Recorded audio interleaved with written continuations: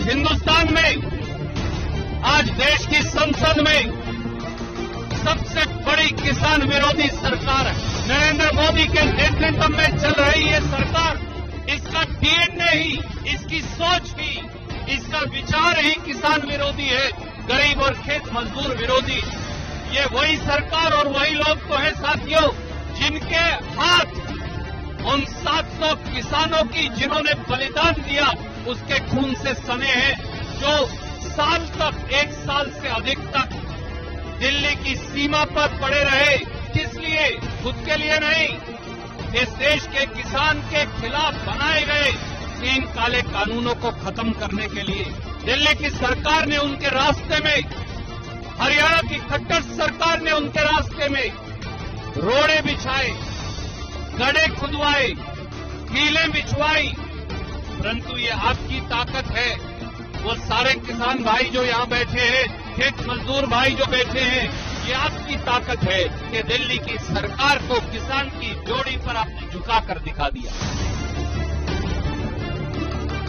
याद करिए, प्रधानमंत्री नरेंद्र मोदी ने 2014 के चुनाव से पहले, उसके बाद फिर 2016 में बरेली उत्तर प्रदेश में ये कहा था कि किसानों की आय दुगनी करेंगे।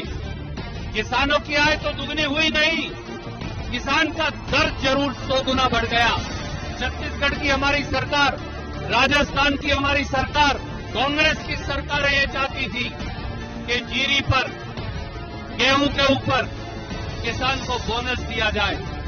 नरेंद्र मोदी ने चिट्ठी लिखी, देश के कृषि मंत्री ने चिट्ठी लिखी और ये कहा कि अगर आप अपने प्रांत से बोनस देंगे किसान को, गेहूं पर बोनस देंगे, धान पर बोनस देंगे, तो फिर हम आपके यहां सरकारी खरीद बंद कर देंगे।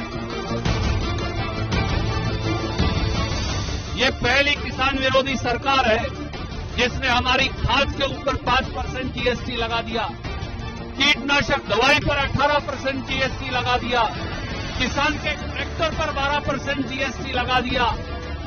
क्या इनसे ये उम्मीद की जा सकती है कि इस देश के 72 करोड़ लोग, इस देश के 72 करोड़ किसान मजदूर अन्नदाता, इस देश का पेट और पीठ देख करके देश का पेट पालने वाला, इस देश का सरदार, इस देश का मजदूर, इस देश का गरीब, इस देश का अनुसूचित जाति, पिछड़े वर्गों का हमारा किसान, इस देश का मेहनतकश किसान 25,000 रुपया हेक्टेयर अगर आप कीमत बढ़ा देंगे उत्पाद की, खाद के कट्टे से 5 किलो खाद चोरी कर लिया।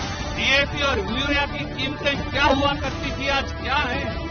मोदी जी, अगर आपने खेती की होती, तोमर साहब जो देश के कृषि मंत्री हैं, कभी आपने हल्का मूठ पकड़कर देखा होता तो फिर आपको मालूम चलता कि किसान के उत्पाद की लागत की परिस्थिति क्या है।